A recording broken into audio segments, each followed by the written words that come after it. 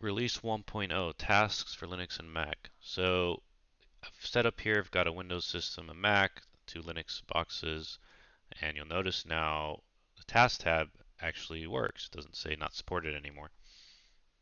So this feature is pretty self-explanatory. It works the same way it does on the Windows agents. This was more of a back-end change because obviously we use the Windows Task Scheduler to handle the actual scheduling, and obviously it doesn't work on Linux or Mac. So now we've created our own scheduler, which actually runs on the server. The server handles the scheduling. So this solves a lot of issues that are currently present with the Windows Task Scheduler. We don't have to deal with syncing with the agents anymore. We don't have to deal with the Task Scheduler API, which is really buggy and sometimes it doesn't work. And of course, this is only for Linux and Mac right now, but eventually in a future release, we will be moving the Windows tasks over to this new scheduler as well. So that's going to solve all the current scheduling problems with Windows. So let's go through the actual UI. We could either add a task individually, but I'm assuming most people don't do that. They use policies. So let's create a policy here, and we will add a task. So what's new is you'll notice this new supported platforms thing, Windows, Linux, and Mac. By default, it's Windows. That's to maintain backwards compatibility because your existing tasks are obviously Windows only, and you don't want those being applied to Linux and Mac now that they're enabled. Otherwise, you're gonna have PowerShell scripts running on Linux and Mac, which obviously is going to generate a bunch of errors and stuff. So existing tasks will be Windows only. You can obviously edit them. If you have any cross-platform scripts, you can now include Linux and Mac. But we're just going to create one for Linux and Mac right now. POSIX task. Of course, this could be a collector task if you had a custom field you wanted to update. Um, Now let's add a script. Got a bash script here. Let's also run Python script as well. We can also do commands, and you'll notice now there's two options here which weren't there before. There's bash, and then there's custom if you wanted to put the path to your interpreter here. So I don't know. Let's just do the Python one,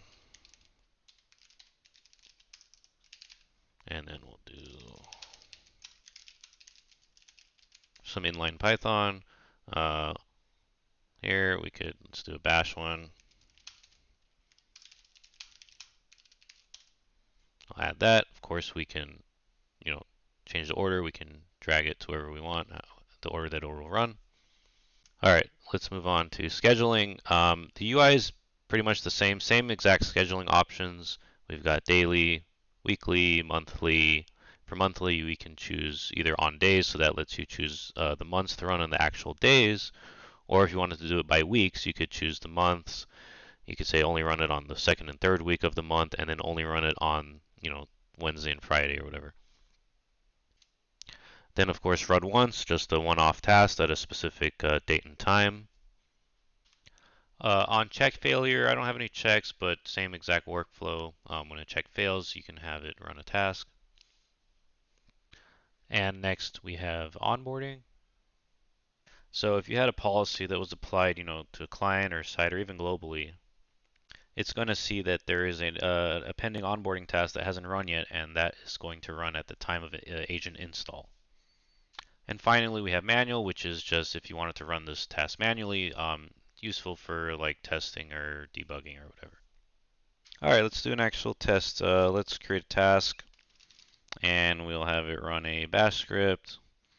And let's do, I don't know, monthly. Let's just say we want to run this every couple months on, today's the 4th. So we'll say the 4th, and then the 9th, and then the last day of the month. So it is currently 11:31 a.m. and 20 seconds. So let's see if we can get this to run in the next minute. So let's do 11:32.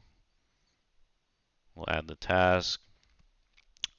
So we can see it hasn't been run yet. Let's see what the actual time is. Let me see, watch. Let's see. All right, we've got about 15 seconds. See if it works. Let me pause the video real quick. Okay, should run right now, very shortly. 59:60. All right, and refresh, and there it is. It ran at exactly 11:32. So there you have it. Like I said, hopefully pretty self-explanatory, and excited about this new scheduler. This is going to allow us to do a lot of things. I know one of the most highly requested features is being able to queue scripts. For example, if you run a script on an agent that's offline, it does currently doesn't it just goes into a black hole. So with this new scheduler, we're going to be able to do things like when it comes back online, run it, stuff like that. That did not make it to this release, unfortunately, but I am working on it, so it is a priority. Just I know somebody's going to ask, so I just wanted to mention that. So that's all we're going to cover in this video. There's a few minor bug fixes and enhancements that you can find in the release notes. Of course, make sure you read those before you update. And as far as the 1.0 release, yeah, so finally did it. I know people have been teasing me for a while now, and honestly, we should have released 1.0 many, many years ago. I mean, this tactical has been stable and in production ready for years now.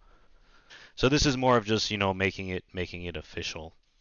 And I want to give a huge shout out to the community and especially all our sponsors. Literally, without you guys, none of this would be possible. It's pretty crazy to see how far this project has come along. I mean, it started as a little side project of mine. I honestly never expected this thing to go public. I was just going to use this for myself. So it really is amazing to see, what it has become. So moving forward, items on the roadmap. Of course, we've got patching being completely rewritten from the ground up, and I'll give you a little sneak peek of what the dashboard's going to look like. And here it is. Um, we've also got white labeling coming up, so that's actively being worked on as well. As I mentioned earlier, this new scheduler is going to allow us to do lots of cool things. For example, the new patching rework is going to use the scheduler, so a lot more scheduling options. And of course, the running scripts when an agent's offline. And then another, common request that we get is how do I schedule a monthly report or whatever to my clients for our reporting features. So the scheduler is going to allow you to do that. So yeah, that's about it. Again, thank you so much for everybody's support over the years, and thanks for watching. Take care.